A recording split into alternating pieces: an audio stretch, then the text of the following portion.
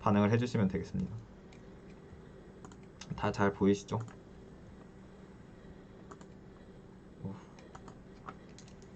예.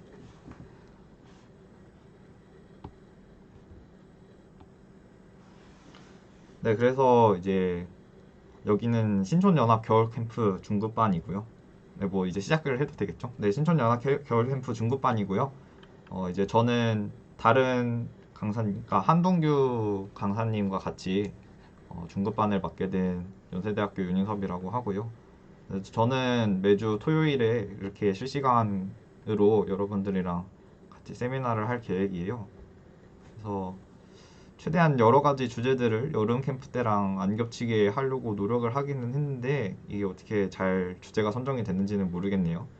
그래서 일단 처음에는 뭐 워밍업 겸 이제 처음 하는 거니까 워밍업 겸을 해갖고 쉬운 주제들을 몇 개 들고 와봤어요. 여러분들에게 친숙한 주제를 몇 개 들고 와봤으니까 이제 그냥 쉽게 쉽게 그냥 하는 마음으로 따라와 주시면 되겠습니다.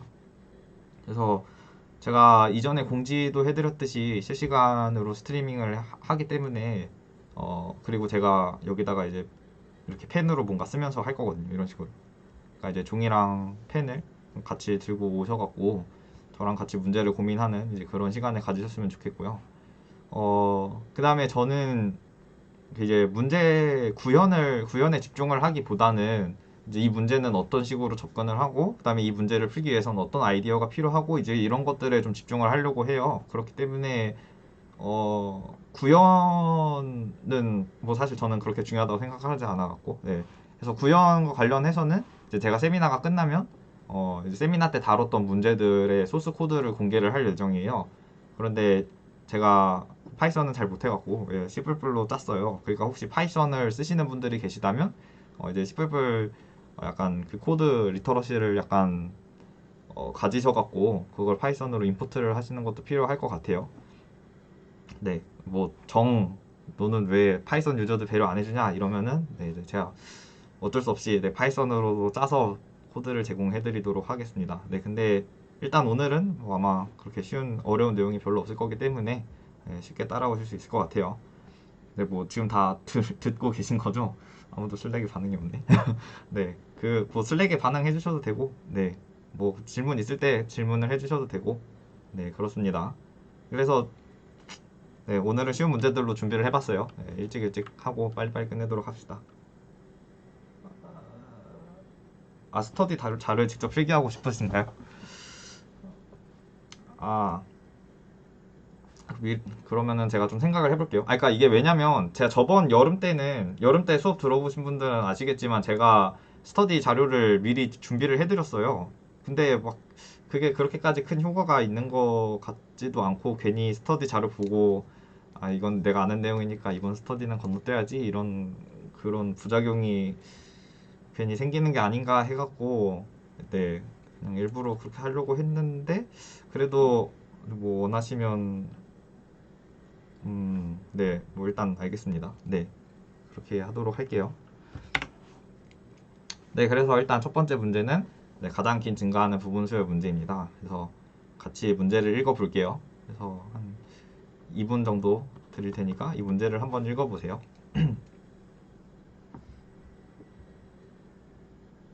네,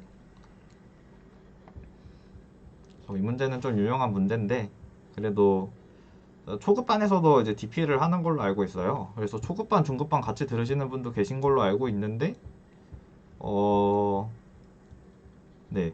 그래서 중급반 DP는 이제 여러분들이 DP의 가장 기초적인 개념은 알고 있다고 생각을 하고 오늘 수업을 짜려고 했었는데 그래도 혹시 몰라서 그냥 좀 기본적인 개념만 다시 한번 되짚고 넘어가는 이제 그런 시간을 가지려고 간단한 문제를 하나 준비를 해봤고요. 네, 뭐 한 8시 5분이 됐으니까 한 8시 5분 30초 정도까지 문제를 한번 읽어보세요. 그리고 같이 한번 풀어볼게요.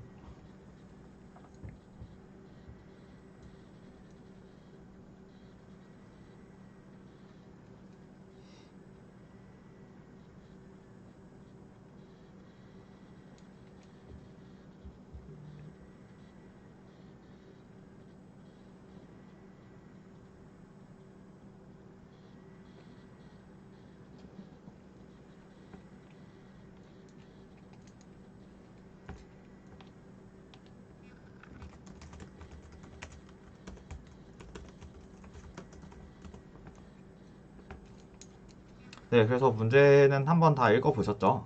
그래서 가장 긴 증가하는 부분 수열은 이렇게 문제에서 이런 게 주어지면 10, 20, 30, 50을 고르면 이 10, 20, 30, 50이 증가하는 순서가 되겠죠. 그래서 이런 부분 수열을 만드는 문제고요.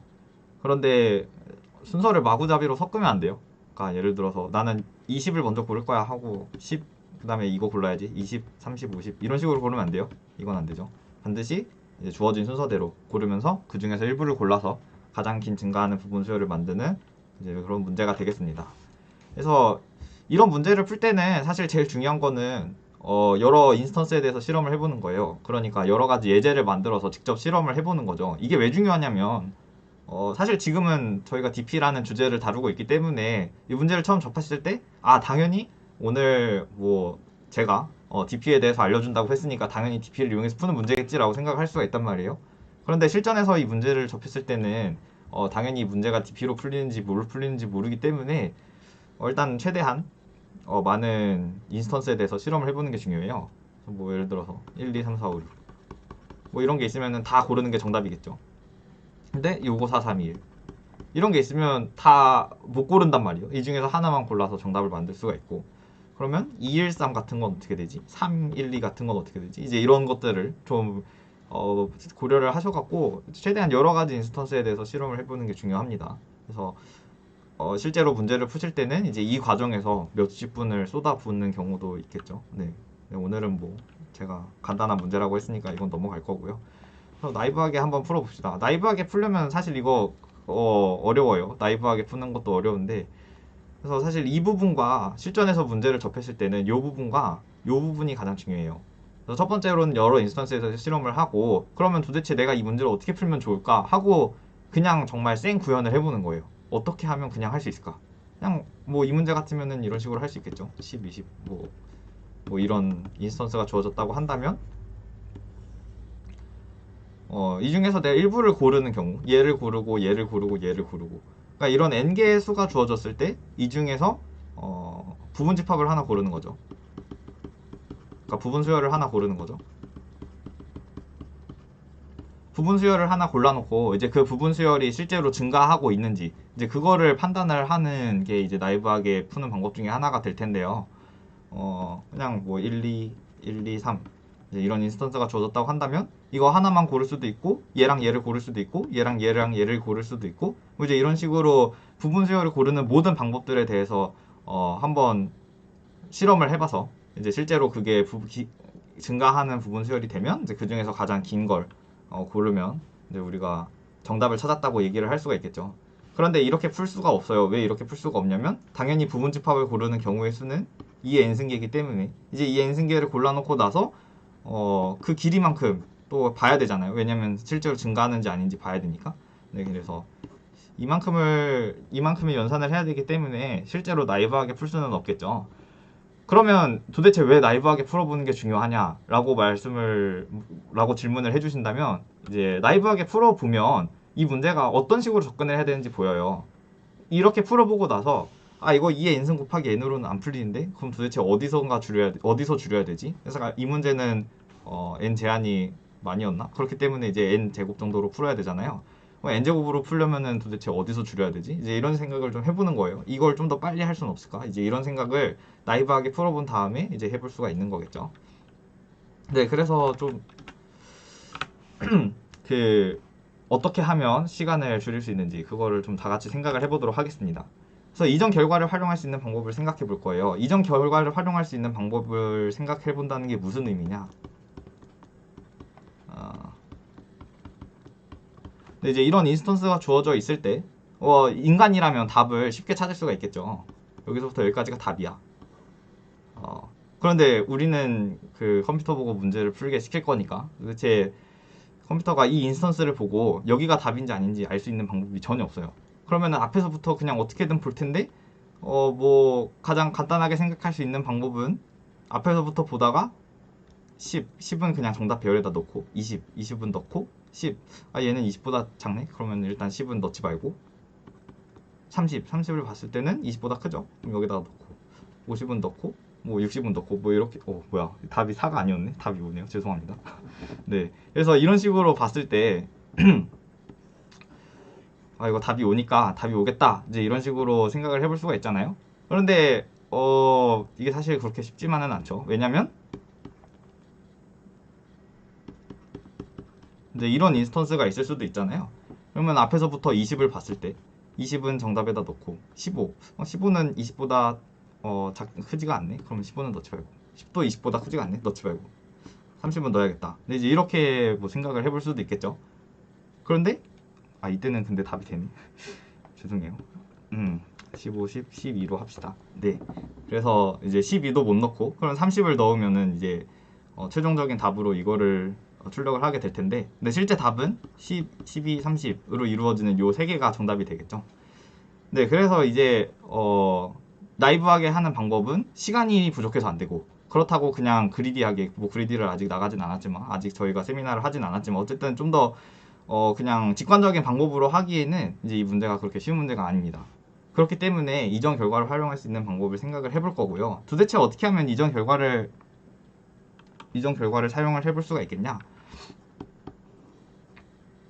앞에서 우리가 뭐 지금 현재 여기에 있는 50이라는 수를 보고 있는데, 앞에 몇 개가 있는지는 뭐 몰라도 되는데, 어쨌든 요 앞에 있는 결과를 알고 있어요. 요 앞에서 요렇게 고르면 증가하는 부분 수열, 즉 이제 longest increasing sequence, 요거 세 개를 골랐을 때 이제 가장 긴 증가하는 부분 수열이 된다는 것을 알고 있습니다. 그럼 우리가 만약에 이 사실을 알고 있다고 했을 때 도대체 어떤 것이 도움이 될까요? 요 50을 추가하는 거에 있어서 우리가 이 LIS의 도움을 어떻게 받을 수가 있을까요? 이제 그거를 한번 생각을 지금부터 해볼 건데요. 그래서 그냥 뭐 중급반 수업이니까 그냥 제가 여러분들이 다 이 정도는 알고 계시다고 가정을 하고 그 다음에 수업을 할 거예요. 그래서 만약에 앞에서 지금 현재 50이라는 수를 봤는데 앞에 있는 증가하는 부분 수열이 30으로 끝났어요. 예를 들어서 10, 20, 30. 얘가 정답이 되는 증가하는 가장 긴 증가하는 부분 수열이라고 해봅시다. 그러면 이 다음에 50이 왔으면 우리는 이 50까지 봤을 때 가장 긴 증가하는 부분 수열은 10, 20, 30, 50이겠다. 이제 이 사실을 알 수가 있는 거죠. 네, 뭐 이거를 증명하는 거는 상당히 어렵기는 하는데 그냥 뭐 굳이 그런 수학적인 엄밀한 증명은 생각하지 말고 그냥 좀 직관적으로 생각을 해봤을 때 여기까지 가장 긴 증가하는 부분 수열이 10, 20, 30이었다는 사실을 알고 있으면 그 뒤에 30보다 더 큰 숫자가 왔을 때는 10, 20, 30, 50 요게 이제 가장 긴 증가하는 부분 수열이 되겠죠. 요 50까지 봤을 때요. 그런데 문제가 있어요. 이 앞에서 가장 긴 증가하는 부분 수열이 50보다 더 큰 경우가 있겠죠. 요 끝나는 게. 그럼 앞에서의 가장 긴 증가하는 부분 수열이 10, 20, 60이었다. 근데 이 다음에 50이 왔어요. 그럼 우리가 이 앞에 있는 정보를 써먹을 수가 없단 말이에요. 써먹을 수가 없잖아요. 그쵸? 왜냐면 50 입장에서는 내가 가장 긴 증가하는 부분 수열이 되기 위해서는 요 앞에 50보다 작은 수가 와야 돼요. 뭐 40이 오든지 45가 오든지 49가 오든지 아무튼 50보다 더 작은 수가 와야 된단 말이에요. 요 앞에는. 그런데 누군가가 와서 이 50 앞에 있는 수들을 봤을 때 이 중에서 가장 긴 증가하는 부분 수열을 뽑으면 마지막이 60으로 끝나 이런 사실을 알려줬어요. 그러면 이 사실은 전혀 50 입장에서 도움이 안 된다는 얘기죠. 그러면은 이 50이라는 수의 입장에서 생각을 해봤을 때 내가 도움이 되는 정보를 받으려면 어떤 정보를 알아야 될까요? 이제 그거를 생각을 해보면 50보다 작은 수들 50보다 작은 수들을 일단 고려해야 된다는 사실을 알 수가 있겠죠. 여기다 다시 그려볼게요. 50보다 더 작은 수들이 여기 뭐 이런 데에 있다고 해볼게요. 50보다 더 작은 수들이 여기 이런 데에 있어요. 물론 얘네들이 증가하는 부분 수열을 이룰 수도 있지만 그렇지 않을 수도 있겠죠. 근데 50 입장에서는 어쨌든 내가 앞에 있는 50이 증가하는 부분 수열의 마지막 수로 오기 위해서는 50의 바로 앞에는 50보다 더 작은 수, 50보다 더 작은 수가 올 수밖에 없겠죠. 그러면은 이 앞으로 올 수 있는 수 중에서 가능한 친구는 이 친구, 혹은 이 친구, 혹은 이 친구 이런 애들이 되겠죠.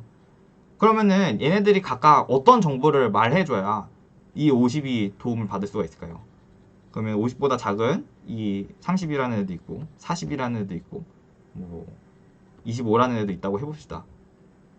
그럼 얘네들은 이제 각각 50한테 어떤 정보를 줘야 되냐면 30으로 끝나는, 자기 자신으로 끝나는 가장 긴 LIS가 누군지를 50한테 알려줬을 때, 아 그러면 나는 너가 길이가 3이라는 걸 알고 있으면 이 뒤에 30으로 끝나는 LIS의 길이가 3이라는 사실을 알고 있으면 요 뒤에 50이 와서 붙을게, 뭐 이제 이런 식으로 30의, 그러니까 50의 입장에서 생각해 봤을 때는 자기보다 작은 친구들 30, 40, 25 이런 애들을 데려왔을 때 LIS가 되려면 어쨌든 가장 길게 만들고 싶잖아요. 그러면은 가장 길게 만들 수 있는 방법은 얘에서 끝나는 애 중, LIS 중에서 가장 긴 것, 얘에서 끝나는 증가하는 부분수열 중에서 가장 긴 것, 얘에서 끝나는 부분수열 중에서 가장 긴 것, 이제 이러한 것들을 다 모아갖고 그 중에서 누구 뒤에 붙었을 때 가장 좋게 끝날 수 있는지 이제 그런 걸 생각을 해봤을 때 이제 50이 누구 뒤에 붙느냐 이제 이런 거를 생각을 해볼 수가 있겠죠.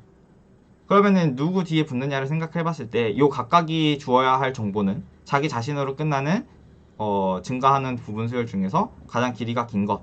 네, 이제 이것을 요 정보로 넘겨줘야 된다는 사실을 알 수가 있겠네요.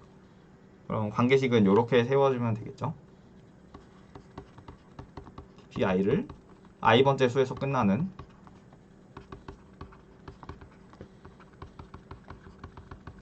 가장 긴 증가하는 부분 수열의 길이.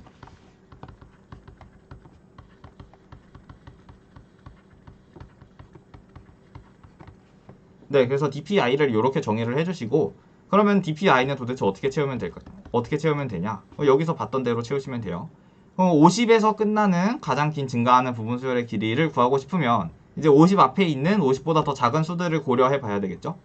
그런 애들 중에서 DP 값이 가장 큰 것 중에서 이제 플러스 1 해주면 되겠네요. 왜냐면 30까지 끝나는 길이가 3이었다 치고 40까지 끝나는 길이가 2였다 치고 뭐 25로 끝나는 길이가 1이었다고 치면 이제 50 입장에서는 얘 뒤에 붙는 게 가장 좋겠죠. 얘 길이가 3이었으면 플러스 1, 50에서 끝나는 것은 4를 만들 수가 있겠네요. 길이가 4가 되겠죠. 여기가 3이었으면 여기다 하나를 더해서 50으로 끝나는 것은 길이가 4가 되겠죠. 그래서 얘는 조건을 만족하는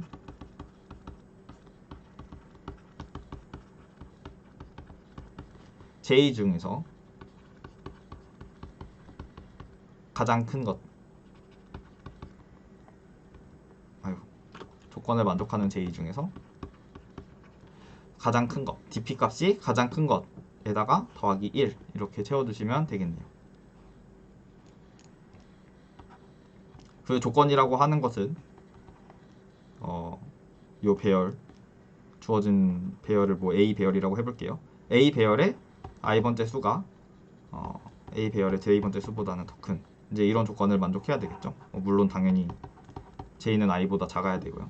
네, 그래서 이런 관계식을 세워보면 이제 우리가 이런 순서대로 처음부터 0, 1, 2 이제 이런 선형 순서대로 봐가면서 1부터 n까지 채우면서 정답을 구할 수 있다는 사실을 알 수가 있습니다. 그래서 시간 복잡도는 이제 어떤 식으로 구하면 되죠? i번째 수, 얘를 채우는 데는 요 앞에 있는 i보다 더 작은 요 모든 친구들을 한 번씩 다 봐야 되겠죠. 그래서 i번째 수를 채우기 위해서는 적어도 i만큼을 봐야 돼. 그러니까 전체 n제곱의 시간 복잡도가 걸리게 되겠죠. 네, 그래서 이렇게 이전 결과를 활용해서 다음 정답을 만드는 이제 그러한, 잠시만요.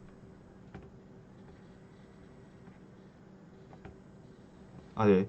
그래서 이전 결과를 활용할 수 있는 방법을 이용해서 이전 결과를 활용을 해서 새로운 문제의 정답을 만드는 것을 우리가 다이나믹 프로그래밍이라고 말을 하죠. 그래서 동적 계획법, 한글로는 동적 계획법이라고 얘기를 합니다. 네, 초급 수업에서도 이 동적 계획법을 다루고 있으니까 동적 계획법의 기초는 이제 거기서 다룬 것으로 하고, 저는 이제 오늘 동적 계획법을 어디에다가 이용할 수 있는지 이제 그런 것에 좀 위주로 해서 여러분들에게 세미나를 하려고 합니다. 네, 그래서 이제 동적 계획법은 이런 거고요. 어쨌든 주어진 문제를 부분 문제로 나눠갖고 부분 문제 해답을 이용해서 원래 문제를 해결하는 방식의 문제풀이 방법을 우리가 다이나믹 프로그래밍이라고 얘기를 합니다. 그래서 다이나믹 프로그래밍 기법을 이용해서 문제를 풀 때는 이제 요 세 가지 어프로치를 하시면 돼요. 그래서 첫 번째로는 문제를 여러 개 부분 문제로 나누면 됩니다. 아까 문제 같으면, 방금 문제 같으면 이제 n개의 수가 주어졌을 때 이 중에서 가장 긴 증가하는 부분 수열을 찾는 문제였잖아요. 그러면 이렇게 n개의 수가 주어졌을 때는 어떻게 될까? n-1개의 수가 주어졌을 때는 어떻게 될까? n-2개의 수가 주어졌을 때는 어떻게 될까? 이제 이런 식으로 문제를 여러 개의 부분 문제로 나눌 수가 있겠죠. 그럼 부분 문제를 해결해서 그 다음에 그 해답을 기록합니다. 방금 문제 같으면은 어떤 해답을 기록했냐면요. 요 n번째, 마지막 n번째 숫자로 끝나는 LIS 중에서 가장 긴 것, n-1번째 수로 끝나는 LIS, 증가하는 부분 수열 중에서 가장 긴 것, n-2로 끝나는, n-2번째 숫자로 끝나는 증가하는 부분 수열 중에서 가장 긴 것의 개수, 뭐 이제 이런 식으로 이런 부분 문제들을 해결해서 그 해답을 기록을 했죠. 그 다음에 이제 그 기록된 해답을 이용해서 원래 가장 큰 문제를 해결하면 되겠습니다. 근데 이 문제는 약간 조심하셔야 될 거는 우리가 기록한 DPI에는요 뭐가 들어가 있냐면 i번째 수로 끝나는 증가하는 부분 수열 중에서 가장 긴 것의 길이가 들어있잖아요. 그래서 이 문제를 다 DP 테이블 다 채우고 났어요. 그 다음에 마지막으로 정답을 찍어야 되잖아요. 근데 그 정답을 찍을 때 나는 n개짜리 문제 다 풀었으니까 DP n 뭐 혹은 내지는 이제 제로 베이스를 쓰시는 분들은 DP n-1 이걸 정답으로 찍으면 되겠지? 이제 이렇게 생각을 하시면 안 되겠죠.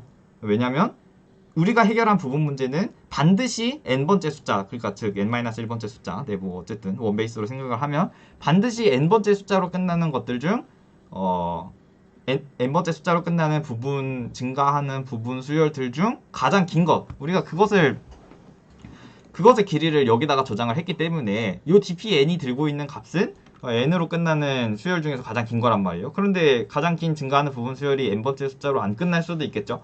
그래서 이제 이 모든 dp 테이블들 중에서 가장 큰 값을 찾아서 마지막에 출력을 해주셔야 됩니다. 네, 이거를 좀 조심을 하셔야 되고 많이 틀리는 이유 중에 하나예요. 이 문제에 대해서요. 네, 그러면은 DP로 문제를 풀었어요. 그러면 이 문제가 도대체 DP로 잘 풀리는지, 이제 왜 이 문제를 DP로 풀 수 있는지 그것을 검증할 수도 있습니다.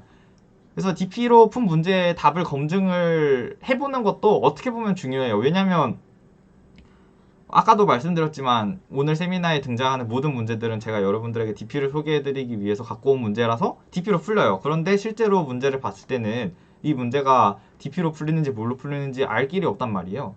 그렇기 때문에 DP 풀이를 냈어요. 그런데 뭐 틀릴 수 있단 말이에요. 그 풀이가 사실 DP로 풀면 안 되는 문제라서.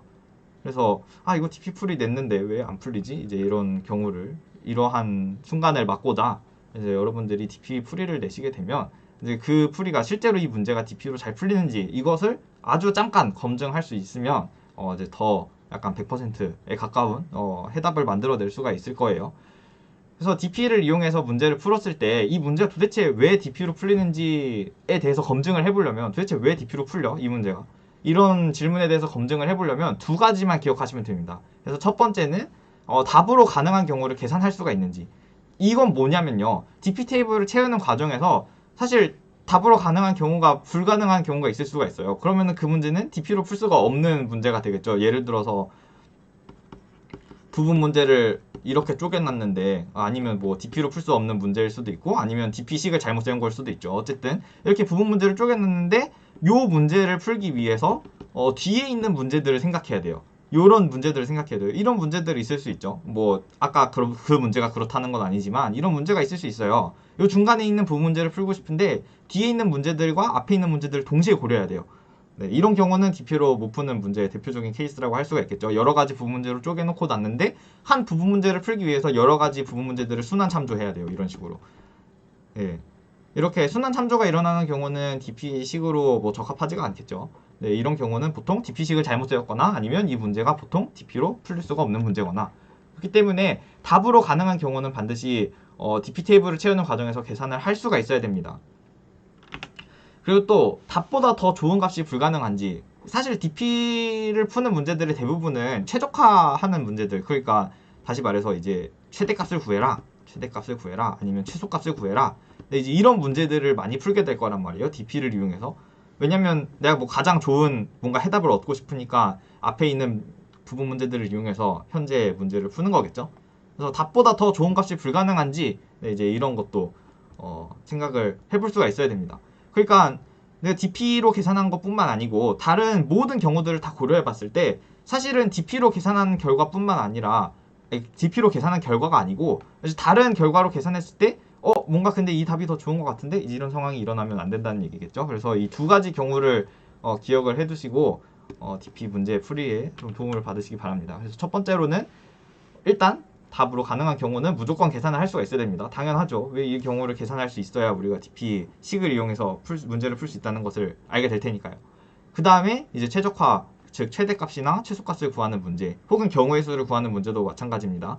그래서 그런 경우에서 실제 답이 우리가 DP로 구한 값보다 더 좋아지는 경우가 있는 건 아닌지, 네, 이제 이런 것도 좀 생각을 해볼 수가 있어야 되겠죠. 그래서 뭐 어떤 식으로 검증을 하는지 그런 그 메커니즘을 잠깐 보여드리려고 지금 하는데요. 뭐 잠깐 보여드릴게요. 그래서 아까 그 첫 번째 문제에 대해서 DP식은 이렇게 세워두게 됐죠. i번째 원소를 마지막으로 하는 어쩌고저쩌고 중 가장 긴 것의 길이 이렇게 하고 DPi를 채우는 방법은 아까도 말씀드렸다시피 조건에 만족하는 J 중에서 가장 큰 것 맥시멈 DP J 중 J 플러스 1 네, 이게 정답이었죠. DPi를 채우는. 그러면은 우리가 이 DP식을 이용해서 답으로 가능한 경우를 계산할 수가 있는지 네, 이거를 첫 번째로 검증을 해보면요.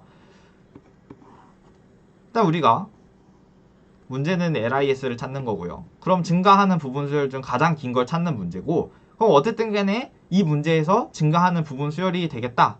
실제로 답은 뭐 이런 식으로 있을 거예요. 이런 식으로 있겠죠. 얘랑 얘랑 얘랑 얘를 고르면 실제 문제의 답이야. 문제의 실제 답이야. 네, 이제 이런 답이 있을 거예요. 그럼 요 답을 우리의 DP식 얘가 실제로 찾을 수 있는지 없는지 그거를 한번 처음에는 봐야 돼요. 네, 그래서 그걸 어떻게 보냐면 이 수를 보고 있었을 때는요. 여기까지의 모든 DP식이 계산된 상태이겠죠. 이 수를 봤을 때는 여기까지의 DP식이 계산된 상태입니다. 그러면 이제 요 수가 요 수보다 크다는 사실은 자명하고요. 왜냐면 실제 문제의 답이 요거라고 했으니까. 그렇기 때문에 우리 DPi 얘를 i라고 하죠. DPi를 계산할 때는 얘를 j라고 할게요. 얘의 DP값을 참조하게 됩니다. 왜냐면 얘가 얘보다 작기 때문이죠. 그래서 얘의 DP값을 참조를 하기 때문에 얘 각각 DP값을 참조해서 그 중에서 가장 긴 거 플러스 1 해주면 이제 이 DPi 이의 값이 나오게 되겠죠. 그렇기 때문에 이제 답으로 가능한 경우는 우리 DP식이 잘 계산을 할 수가 있다고 생각이 되고요. 그 다음에 답보다 더 좋은 값이 불가능한지 네. 그래서 DPi를 이렇게 채우려고 했는데 사실 이 DPi가 뭐 말도 안 되는 값을 찍어내면 안 되잖아요. 그런데 이 DPi가 뽑아내는 값은 반드시 증가하는 부분 수열의 길이를 이제 찍게 됩니다. 왜냐면 조건을 만족하는 J 중에서 가장 큰 걸 뽑아서 플러스 1을 했잖아요. 근데 조건을 만족하는 J가 있다는 얘기는 얘도 증가하는 부분 수열의 길이였다라고 하는 것이고 그 다음에 J번째 배열의 크기 배열의 J번째에 있는 수보다 배열의 I번째에 있는 수가 좀 더 크기 때문에 DPJ만큼의 길이가 앞에 LIS로 J번째 수로 끝나는 LIS로서 존재한다면 I번째 수로 끝나는 LIS는 거기다가 플러스 길이 1 요걸로 해서 존재하면 되지 않느냐 이제 이런 말을 할 수가 있기 때문에 이제 우리가 DPI를 이렇게 정의하는 것이 타당하고 그리고 이렇게 정의를 하고 나면 자연스럽게 이제 이러한 관계식이 성립이 된다는 사실을 알 수가 있겠습니다. 네, 그래서 첫 번째 문제는 좀 이렇게 끝냈고요. 사실 제가 완전 처음부터 설명을 하려다가 이거 초급반이 아니기 때문에 완전 처음부터 설명하는 게 좀 완전 처음부터 설명하는 게 좀 중급반에 치지와 안 맞는다고 생각을 해갖고 중간에 약간 설명을 많이 스킵을 했는데 네, 설명을 스킵하는 과정에서 이게 좀 그렇게 됐네요. 네, 그래서 일단 첫 번째 문제는 이렇게 끝내도록 하겠습니다. 아마 초급반에서도 비슷한 문제를 다룰 것 같긴 한데 그래서 네, 좀 자세한 사항은 이제 초급반을 같이 들으시는 분이라면 초급반 수업을 참조를 해주시고요. 뭐 혹시 초급반 수업을 안 들으시는 분들께서는 뭐 혹시 근데 DP의 개념을 잘 모르겠다 그러면 이제 뒤에 있는 문제들도 사실 DP 응용이라고 제가 들고 오기는 했는데 뭐 그렇게 어려운 문제들이 아니기 때문에 거기서 뭐 저랑 같이 문제를 풀어보면서 개념을 익혀 가셨으면 좋겠습니다. 네, 그래서 두 번째 문제는 이제 평범한 배낭이라는 문제고요. 백준 온라인 도지 12865번 문제입니다. 그래서 네, 이 문제도 이제 뭐 한 3분 정도, 2분 정도 같이 읽어보도록 하겠습니다. 2분 정도 같이 읽어볼게요.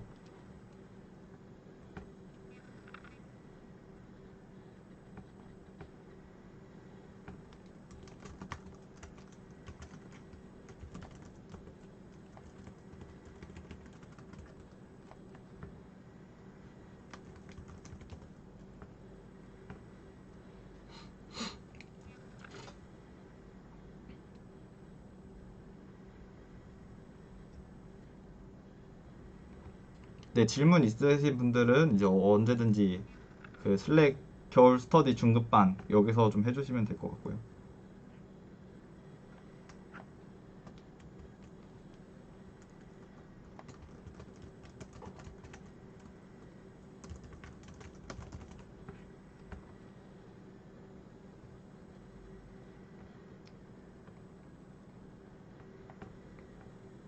아까도 말씀드렸지만 그 이게 좀 텀이 있어요. 그 제가 말하는 거랑 실제 송출되는 영상 사이에 좀 텀이 있어갖고 네, 그거를 좀 감안을 해주셔갖고 질문에 답을 기다려주셨으면 좋겠습니다. 네, 그래서 이 문제도 역시 유명한 문제예요. 이 문제는 이제 배낭 문제, 냅색 문제라고 흔히 많이 말하는 문제죠. 철자 맞겠지. 네, 냅색 문제라고 흔히 말하는 문제고요. 네, 이제 DP를 배운다면 한 번쯤 거쳐갈 그런 문제가 되겠습니다. 네, 그래서 같이 살펴볼게요. 이 문제 설명을 제가 같이 해보도록 하겠습니다. n개의 물건이 존재하죠. 1번 물건, 2번 물건, 3번 물건, 4번 물건 뭐 이런 식으로 n개의 물건이 존재합니다. 그리고 가방이 하나 있어요. 큰 가방이 하나 있고요. 이 물건들을 적당히 이 가방에다 넣어갖고 이 물건들 각각은 가치가 있거든요. 얘는 뭐 10원짜리야, 얘는 100원짜리야 뭐 이제 이런 식으로 가치가 적혀 있습니다. 근데 이 가치를 잘 고려를 해서 이 물건들을 가방에 넣었을 때 가치의 합이 최대가 되도록 하고 싶어요. 뭐 일반적인 경우라면 당연히 이 내가 갖고 있는 모든 물건들을 가방에다 때려 박으면 되잖아요. 그러면은 이 모든 물건들을 다 가지고 가니까 당연히 최대의 가치를 갖겠다. 이런 아주 해피한 상황이 발생하지만 근데 이 문제는 이제 이 가방은 부피 제한이 있다는 얘기죠. 부피 제한. 부피 제한이 있다는 얘기예요. 그리고 이 물건들이 만약에 부피가 전부 다 같으면 그래도 문제는 여전히 쉽습니다. 그러니까 부피가 전부 다 같기 때문에 가치가 가장 큰 것부터 이 가방에다 채워 넣으면 되겠죠. 어차피 부피가 같으면 같은 부피를 가지는 물건이라면 가치가 큰 물건을 먼저 넣는 게 당연히 이득이잖아요. 네, 그렇기 때문에 얘네 물건들의 부피가 전부 다 같다면 가장 비싼 물건부터 차례대로 채우는 게 이득일 거예요. 그런데 이제 이 문제는 또 그게 아니고 가방도 부피 제한이 있지만 이 각각의 물건들도 부피가 존재합니다. 뭐 100원짜리 물건은 부피가 10이야, 10원짜리 물건은 뭐 부피가 2야 이런 식으로 각각 물건의 부피가 이렇게 적혀 있는 셈이죠. 이랬을 때 이 가방의 부피 제한을 초과하지 않으면서 어떤 물건을 들고 갈 수 있는가? 네, 이제 이것을 고민해보는 문제가 이제 이 냅색 문제, 평범한 배낭 문제가 되겠습니다. 네, 혹시 문제 이해 안 되시는 부분이 있으면 언제든지 슬랙에다가 질문으로 남겨주시고요. 문제 이해는 뭐 대충 딱 이 정도로 끝내도록 하겠습니다. 여러분들 다 냅색 문제는 알고 계실 테니까요. 네, 그렇고요. 그래서 이 문제는 이 가방의 부피 제한을 K라는 변수로 줬고요. 그쵸? K라는 변수로 줬습니다. 최대 K만큼의 무게를 넣을 수 있다고 했으니까요. 그 다음에 각각의 물건은 무게와 W, 그 다음에 가치 V를 가집니다. 그래서 이 물건을 이 가방에다가 채워 넣게 되면 이렇게 채워 넣게 되면 이제 이 부피는 2만큼 차지하면서 가치가 10만큼 늘어나게 되는 거겠죠. 이랬을 때 최대한 모든 물건이 아니고 최대한 가치가 높게 많은 물건들을 이 가방에다가 싸보도록 하자. 이것이 이 문제의 목적이 되겠습니다. 그래서 이 문제는 어려워요. 이 문제 어렵습니다. 일단 좀 직관적인 방법으로 접근을 해볼게요. 문제 접근을 했을 때 직관적인 방법으로 먼저 접근을 해볼게요. 가성비가 좋은 것. 가성비가 좋은 것을 먼저 채우면 되지 않을까? 이제 이런 생각을 가지고 접근을 해보도록 하겠습니다. 가성비가 좋다는 얘기는 뭐냐? 100원짜리 물건이 부피가 10이에요. 가치. 부피. 100원짜리 물건이 가치가 100이고 부피가 10입니다. 그런데 200원짜리 물건이 가치는 200인데 부피는 15밖에 안 된대요. 그러면 이 경우는 가치 나누기 부피를 해보면 가성비가 얘가 좀 더 좋죠. 왜냐면 동 가치 대비 차지하는 부피가 더 적잖아요. 얘는 100원당 7.5의 부피를 차지하는 셈인데 얘는 100원인데도 불구하고 10이나 부피를 차지하고 있죠. 그래서 가성비가 좋은 것부터 넣으면 되지 않을까. 근데 이제 이런 생각을 해볼 수가 있어요. 근데 가성비가 좋은 것부터 넣게 되면은 약간 슬픈 일이 일어나죠. 가방의 부피가 만약에 12밖에 안 돼요. 그러면은 15의 부피를 가지는 200원짜리 물건을 채워 넣을 수가 없고 울며 겨자 먹기로 이 10의 부피를 가지는 가치 100인 물건을 채울 수밖에 없겠죠. 그래서 가성비가 좋은 것은 이런 케이스가 있기 때문에 뭐 좋은 휴리스틱으로서 작동할 수는 있겠지만, 그러니까 다시 말해서 이제 우리가 실제로 여행을 가서 뭐 이런 짐을 쌀 일이 생겼을 때 어떻게 하면 좋은 짐 꾸리기를 할 수 있을까? 이제 이런 실생활 문제에 대해서는 좋은 나름 괜찮은 해답을 제공하지만 이 문제 같이 정확히 최대값을 구해라 이제 이런 문제에서는 이제 가성비가 좋은 것 얘는 좀 적합하지 않다는 사실을 좀 우리가 알 수가 있고요. 그러면은 이제 어떤 식으로 접근을 해야 되냐? 물건이 1번부터 n번 물건까지 있잖아요. 이렇게 1번 물건, 2번 물건, n번 물건 이렇게 있습니다. 가방의 부피도 주어져요. 가방의 부피 K가 주어집니다. 이때 어떤 식으로 접근을 해볼 거냐면요. 마지막 n번 물건을 이 가방에다 채워넣는 그런 상황을 생각을 해보세요. 이 n번 물건을 이 K 부피 가지는 가방에다 채워 넣을 거예요. 그런 상황을 생각을 해봅시다. 그러면 K의 부피를 이렇게 가지고 있어요. n번 물건이 이렇게 들이찼습니다. 이렇게. 얘가 n번 물건이 차지하는 부피예요. 이렇게. 자, 그러면 우리는 어떤 상황에 마주하게 됐냐면요. 이 n번 물건을 여기다가 넣어놓고 나면은 나머지 공간이 K-n번 물건의 부피 V였나? 아니지, W였는데. 네, n번 물건의 부피 이만큼의 부피가 남아있어요. 그럼 이 남은 부피에다가 몇 번 물건을 어디서부터 어디까지 채워넣으면 되냐면 1번부터 n-1번 물건까지 채워넣으면 되겠다. 이제 이런 생각을 해볼 수가 있는 겁니다. 그럼 바꿔 말해서 어떤 생각을 할 수가 있냐면요. 요 마지막 n번 물건을 채워넣는 요 경우에서는요. 우리가 K-WN 이 부피, 우리 K'이라고 할게요. K'의 부피를 가지는 가방에 1번부터 n-1번까지 물건, 요 물건들을 채워넣는 최적의 방법을 알고 있으면 이 K의 부피에 1번부터 n번까지 물건을 채우는 방법, 그 중에서도 반드시 n번 물건을 적재하는 채우는 방법, 이 방법에 대해서 최적의 값은 알 수 있겠다라고 우리가 말을 할 수가 있을 겁니다. 근데 혹시 이해되셨나요? 이 부분. 이 부분이 이 문제를 푸는데 가장 핵심적인 부분인데요. 그러니까 K의 부피를 가지는 가방에 n번까지 물건을 채우고 싶어요. 그런데 우리가 그 중에서도 n번 물건을 반드시 채우는 이러한 경우에 최적의 값이 얼마인지 생각을 해볼게요. 그때는 나머지 부피가 K-WN이 될 거고요. 그 다음에 우리가 채울 수 있는 물건이 1번부터 n-1번 물건이 되겠죠.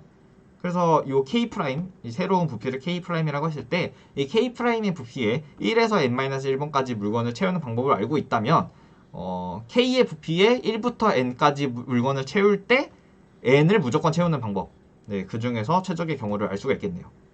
네, 일단 이걸 하나의 접근 방법으로서 생각을 해보시고요.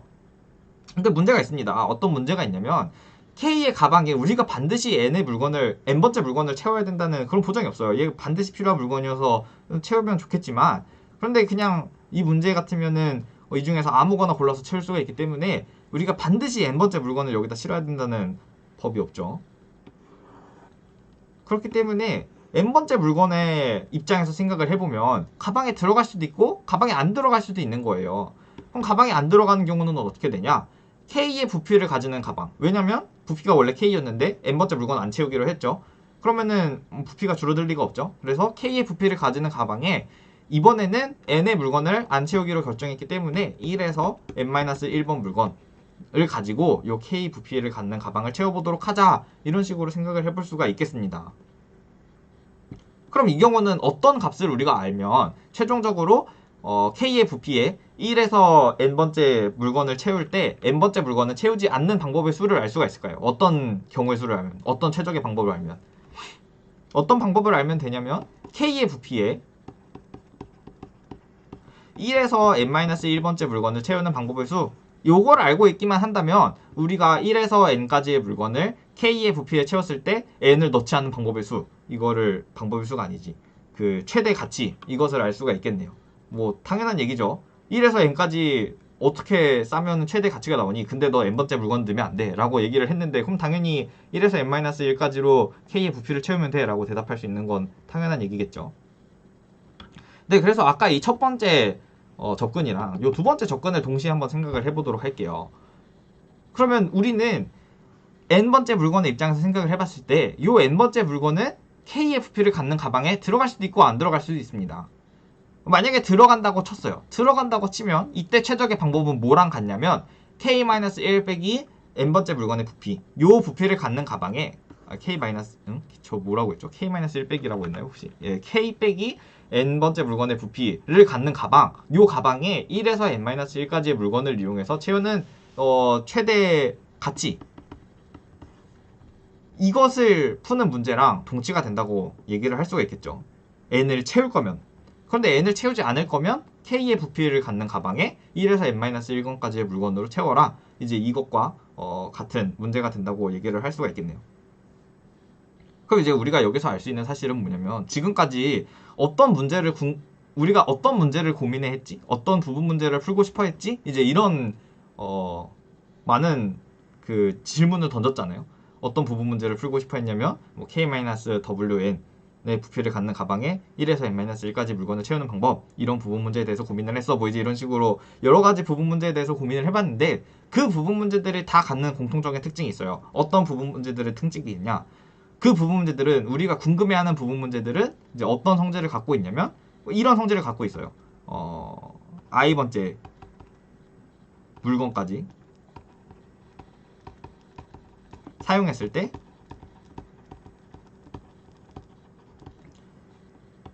J만큼의 부피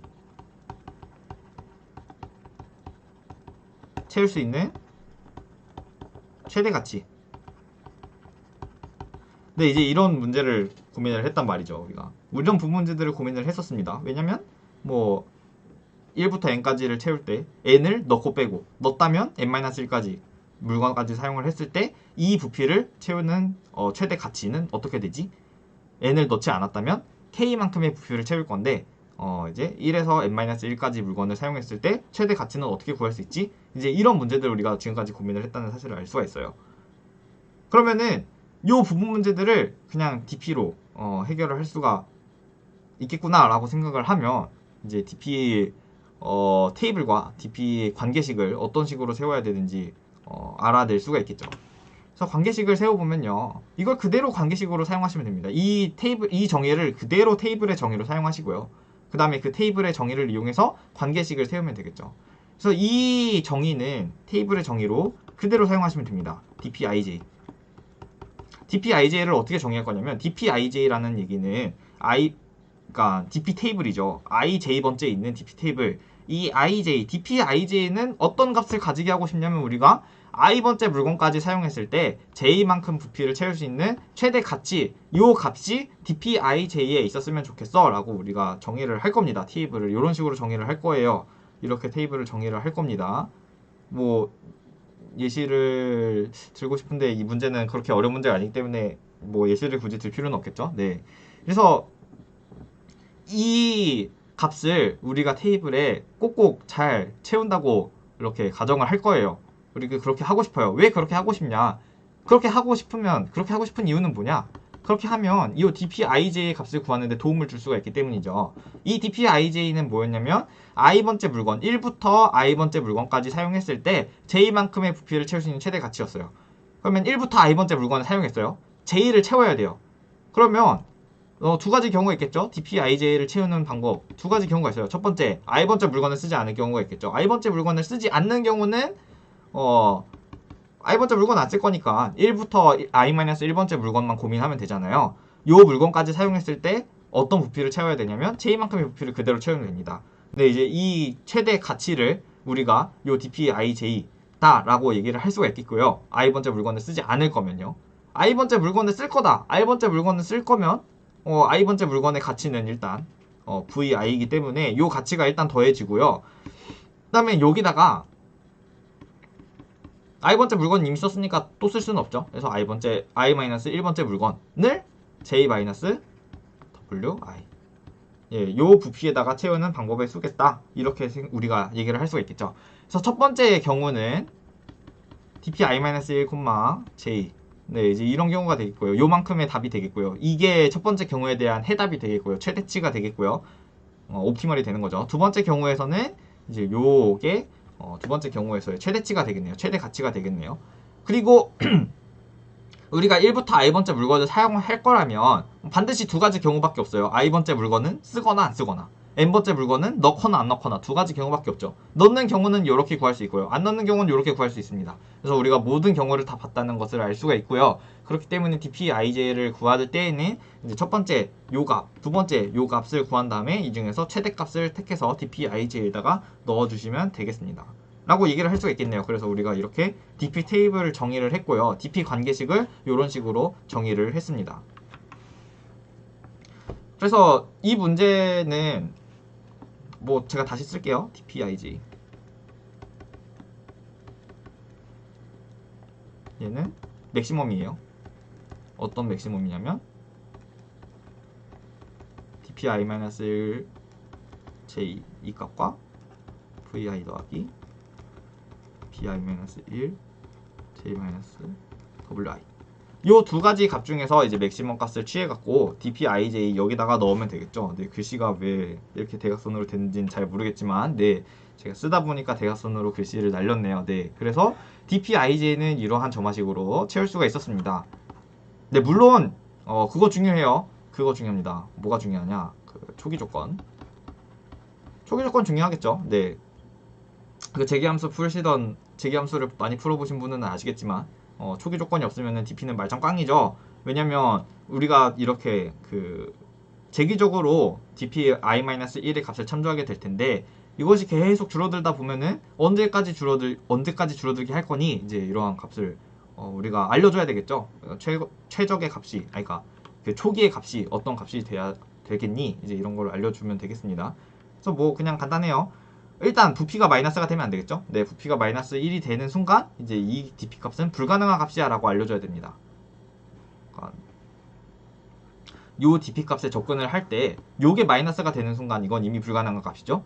그리고 요 앞에 있는 요 친구 요게 마이너스가 돼도 안 되죠. 왜냐면 우리는 i번째 물건까지 사용하기로 했는데 마이너스 1번째 물건까지 사용한다 이제 이건 말이 좀 안 되는 그런 경우가 되겠죠. 그렇기 때문에 이런 불가능한 경우들을 제외하고는 그냥 초기에 있는 가방은 가치가 0이기 때문에 이제 초기에는 0이라는 가치를 가지도록 설정을 해주시면 될 것 같습니다. 네, 그래서 뭐 자세한 구현은 제가 이제 여러분들에게 코드를 드릴 거기 때문에 이제 그 코드를 참고해 주시면 될 것 같고요. 그래서 그때 제가 초기 조건을 어떻게 설정했는지 그 다음에 dp식을 어떤 식으로 그 코드에다가 구현을 했는지 이제 그것을 중심으로 살펴보시면 될 것 같습니다. 그러면은 이 문제의 시간 보충도는 어떻게 되냐? 그 dp의 시간 보충도 계산하는 방법은 그렇게 어렵지가 않아요. 그 어떻게 하면 되냐면요. 전체 dp 테이블을 채워야 되는 게 몇 개인지 일단 계산합니다. 우리가 dpij는 i번째 물건까지 j만큼의 부피를 채울 수 있는 이런 식으로 정의를 했기 때문에 전체 몇 개의 dp 테이블은 총 몇 칸을 가지고 있는지 이거를 세보는 거예요. 테이블이 총 몇 칸을 가지고 있을까요? 이걸 세봅니다. i번째 물건까지 쓸 거기 때문에 최대로 채울 수 있는 dp 칸은 n이겠죠. i가 최대값은 n이겠죠. j의 최대값은 k겠죠. 그렇기 때문에 일단 nk 이만큼을 쓰게 될 거예요. dp 테이블. 그런데 이 한 칸 한 칸에 셀을 채우는데 이 한 칸을 채우는데 우리가 요 값이랑 요 값을 봤잖아요.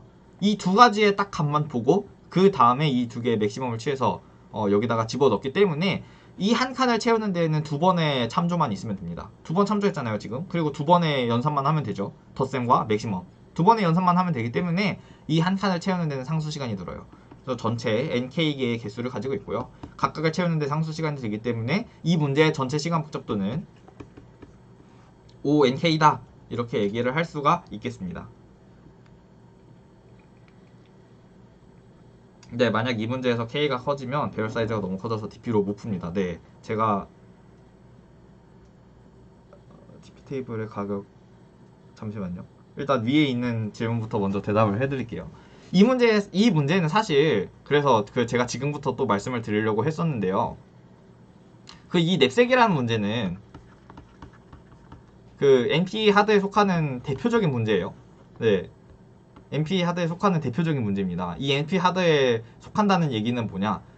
다항 시간 안에 풀 수 있는 방법이 존재하지 않는다. 이 얘기인 거죠. 지금까지는. 네. 뭐 이걸 원래 모르셨던 분들은 무슨 얘기인지 뭐 모르고 넘어가셔도 되는데 뭐 어쨌든 이 냅색 문제는 잘 알려진 문제예요. 어떤 잘 알려진 문제냐? 다항 시간으로 풀 수가 없어요. 다항 시간 안에 풀 수가 없다. 시간 풀 수 없어요. 이렇게 잘 알려진 문제예요. 그런데 지금 뭐지? NK NK 이거 뭐지? 시간부터 또 구했잖아요. NK 이거 다항 시간 아니에요? 다항 시간. N도 뭐 주어진 수, K도 주어진 수. 뭐 다항 시간 아닌가? 근데 왜 다항 시간에 풀 수 없다는 게 잘 알려졌지? 뭐 이런 걸로 이제 발표를 하면 이제 뭐 노벨상이 아니고 튜링상 같은 거 받고 그런 건가? 네. 아니죠. 그래서 다항 시간에 풀 수 없다는 얘기는 이제 인풋 사이즈에 비례하는 이제 그 시간에 풀 수가 없다는 얘기인데 왜냐면 우리가 이 K가 문제에서는 막 1억 이렇게 주어져도 뭐 전혀 문제가 없다는 얘기예요. 뭐 10억 이렇게 문제가 주어져도 되고요. 1 0 0 0 0 0 0 이렇게 해서 여기가 만자리 이런 식으로 주어져도 전혀 문제가 없잖아요. 네. 그렇기 때문에 이 문제는 다항 시간으로 풀 수 없는 가장 대표적인 문제입니다. 왜냐면 이렇게 만자리가 주어지면 이거 문제에선 입력으로 주어질 수가 있어요. 만자리 이렇게 입력으로 주어질 수가 있잖아요. 이거 0 뒤에 1만 개 찍으면 되잖아요. 문제에선 이렇게 주어질 수가 있어요. 그런데 이렇게 하면 TP 테이블 못 만들어요. 왜냐? 이거 10,000개짜리 어떻게 만들 거예요? 10의 만승인데 이거 못 만들죠. 못 만들어요. 그렇기 때문에 우리가 다항 시간 안에 풀 수 있는 것은 아니지만 어쨌든 시간 복잡도는 ONK 이러한 시간 복잡도를 가지게 됩니다. 그래서 K가 너무 커지면 DP로 못 풀어요. 네, 맞습니다. 이러한 단순한 요 DP 식으로는 풀 수가 없어요. K가 커졌을 때는요. 그다음 DP 테이블에 가격 J에 대한 정보만 저장하고 i번째 물건은 반복문으로 처리하는 방법. i번째 물건을 반복문으로 처리하는 방법이 어떤 방법이죠? 뭐 제가 질문을 정확하게 이해한 거는 아닌 것 같은데 이제 냅색 문제 변형 문제 중에서 사실 이 문제가 변형 문제긴 하죠. 영의 냅색이라고 부르는 문제니까. 근데 일반적인 냅색 문제는 이제 같은 물건이 요 세 번째 3번 물건 얘가 여러 개 있어요. 재고가 여러 개 있습니다. 재고가 100개, 1000개 있어요. 그래서 우리가 가방에다가 같은 물건 여러 개 넣을 수도 있어요. 1번 물건 여러 개 넣을 수 있습니다. 2번 물건 여러 개 넣을 수 있어요. 근데 이럴 때는 반복문으로 처리를 해줘야 되겠죠. 왜냐면 2번 물건을 여러 번 집어넣을 수도 있으니까요. 그래서 2번 물건을 몇 개 넣었는지 이제 이런 3번 물건을 몇 개 넣었는지 이런 경우에 따라서 우리가 DP식을 조금 조정해 줄 필요가 있습니다. 네, 근데 이게 질문이 아닌 것 같긴 한데 이게 그 질문이 구체적으로 어떤 건지는 제가 잘 모르겠네요. 네. 가격 J에 대한 정보만 저장한다는 게 어떤 말씀이신지 잘 모르겠습니다. 네, 그 혹시 또 질문 이게 뭐 답이 아닐 것 같긴 한데, 네, 뭐 답이 안 됐으면 또 질문을 남겨주셔도 괜찮고요. 네, 뭐 아무튼 이제 이 문제는 영의 냅색, 즉 하나의 물건은 들어가거나 안 들어가거나 둘 중 한 가지의 경우가 있기 때문에 우리가 DPIJ를 채우는 데는 이렇게 두 가지 값만 참조를 해서 넣을 수가 있었고요. 영의 냅색이 아니고 물건이 뭐 예를 들어서 5개가 있어요. DPNK 그런 건가? 네, 뭐 그렇게 푸셔도 뭐 상관은 없나? 네, 그렇게 하셔도 상관은 없습니다. 왜냐면 사실 그 이제 그런 거죠. 네네. 네. 사실 그런 거죠. 이제 우리가 DP 테이블을 요런 식으로 만들었어요. 이렇게 만들었죠. NK만큼 만들었습니다. NK. 그런데 이제 제가 이제 이해를 돕기 위해서 이 DP 테이블을 이렇게 정의한 것일 뿐인데요. 왜냐면은 이렇게 하면 그냥 이 DP 테이블에 이러한 가치를 그냥 바로 넣을 수가 있잖아요. 그렇게 넣고 나면은 얘를 참조하고 i번째 물건을 쓰지 않을 때는 얘를 참조하고 i번째 물건을 쓸 때는 얘를 참조한다는 사실을 우리가 금방금방 알 수가 있잖아요. 직관적으로. 네. 그런데 이제 그냥 이렇게 생각을 하는 거예요. 우리가 NK의 DP 테이블을 이렇게 만들어 놓고 보니까 이 DPIJ 이 친구를 구한다고 생각을 해보겠습니다. 요 친구. 이 친구를 구할 거예요. 얘에 해당하는 값을 구할 건데 얘에 해당하는 값을 구할 때는 얘랑 여기 있는 값이랑 여기 있는 값만 참조를 하면 돼요. 여기 있는 값이랑 여기 있는 값만 참조를 하면 됩니다. 얘를 채울 때도 마찬가지예요. 얘를 채울 때는 얘랑 얘만 참조를 하면 되겠죠. 그럼 그렇다는 뜻은 뭐냐?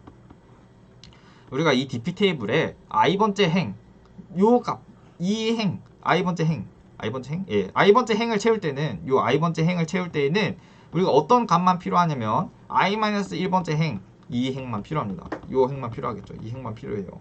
이 값을 채우기 위해서는 이 값만 필요하게 되겠죠.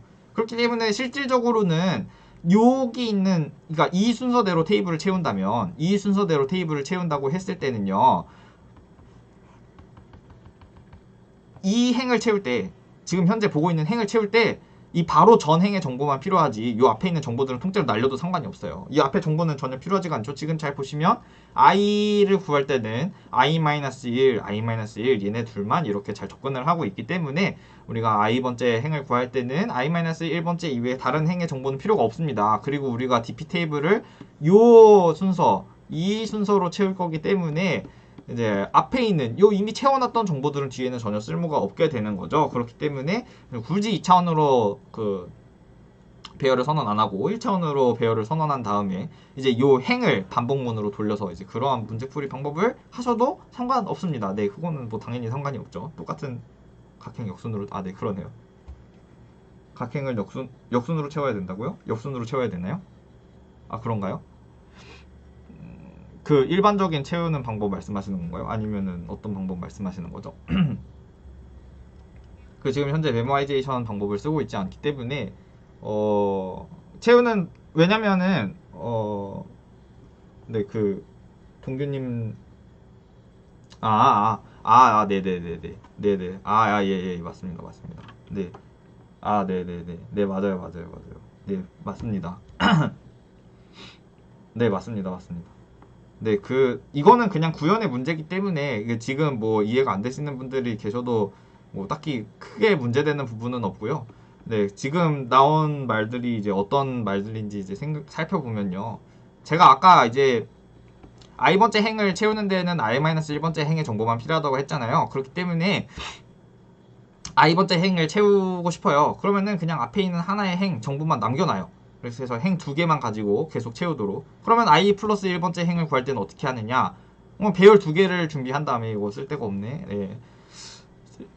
쓸데가 없네요. 여기다 쓰도록 하겠습니다. 배열 2개를 준비를 해서 원래는 요 첫 번째 배열에 i-1번째 행의 정보가 들어있었고 i번째 행을 채울 거야 라고 했다면 이제 그 다음 스텝에서는 얘를 i-1번째가 아니고 i번째 행의 정보를 갖고 있게 한 다음에 이 다음 스텝에서 여기다가 i번째 1 DP 테이블 i번째 1번 i 플러스 1번째 행의 정보를 여기다가 채워주면 되겠죠. 네, 이렇게 구현하는 방법이 있고요. 그 다음에 행을 한 줄만 쓸 거면 사실 그 아까도 말씀드린 부분이지만 제가 요 값을 채우기 위해서는 요 값이랑 요 값만 필요해요. 얘랑 얘가 필요하죠. 그렇다는 뜻은 뭐냐? 얘를 채울 때는 얘랑 얘의 값만 필요해요. 이것과 이것의 값이 그대로 남아있으면 돼요. 여기 있는 값은 필요가 없죠. 얘를 채우는데 필요가 없습니다. 그렇기 때문에 요 행을 역순으로 채우게 되면은 원래 있던 값을 그냥 다 덮었어도 문제가 없어요. 왜냐면 얘를 채우는 데에는 요 앞에 있는 정보만 필요하기 때문에. 예, 그렇기 때문에 이제 역순으로 채우게 되면은 이제 덮어쓰는 문제를 고려하지 않고도 그냥 덮어쓰든 말든 네 맘대로 해, 뭐 이렇게 덮어씌우는 문제를 고민하지 않아도 그냥 우리가 잘 문제를 풀 수가 있게 됩니다. 그 올바른 값이 들어가 있게 돼요. 네, 이거는 구현상의 문제니 구현상의 이슈니까 그렇게 큰 문제는 없고요. 시간 부수도 동일합니다. 왜냐면 걔도 어쨌든 행의 개수만큼 n번 돌아야 되기 때문에 n이 곱해지는 건 맞고요. 그 다음에 각각의 이터레이션마다 k개의 셀을 채워야 되기 때문에 전체 시간 복잡도가 이렇게 되겠죠. 네, 어떤 방법을 쓰셔도 무방한데 저는 이런 방법을 개인적으로는 더 선호합니다. 네. 근데 물론 당연히 시간 복잡도는 똑같은데 공간 복잡도가 n대 뻥튀기가 되겠죠. 네. 공간 복잡도가 부족한 경우에는 이렇게 행 한 개를 써서 채우는 그런 방법을 고려를 해주시면 되겠습니다. 네, 그래서 이렇게 다차원 배열을 이용해서도 DP를 할 수가 있고요. 물론 1차원 배열로 풀 수 있는 방법이 존재하긴 하지만 어쨌든 이렇게 직관적인 방법을 사용하면 인덱스에 여러 가지 정보를 넣는 거예요. 우리가 다차원 배열을 이용한다는 거는 부분 문제에 여러 가지 조건을 주는 거죠. 부분 문제가 i번째 물건까지 쓸 때 j만큼의 부피를 채울 때 이렇게 여러 가지 조건들을 우리가 인덱스에다가 이렇게 줘서 다차원 배열을 이용해서 부분 문제의 해답을 기록할 수가 있습니다. 그렇게 저 기록을 해놓고 나면은 우리가 여러 가지 문제들을 이렇게 호출을 잘 할 수가 있다는 사실을 알게 되겠죠. 네, 그래서 다차원 배열을 DP에 이용하는 예시를 두 번째 문제에서 보여드렸습니다. 네, 그래서 그 다음은 세 번째 문제인데 그 좀 저희가 1시간 동안 떠들었기 때문에 네, 뭐 한 5분 정도 쉬는 시간을 가지고 5분 정도 쉬는 시간을 가지고 9시 5분에 다시 뵙도록 하겠습니다. 네, 질문 있으시면 슬랙에다가 주시고요. 네, 9시 5분까지 뭐 자유롭게 있다가 오시면 되겠습니다. 다시 9시 5분부터 세미나를 재개하도록 할게요.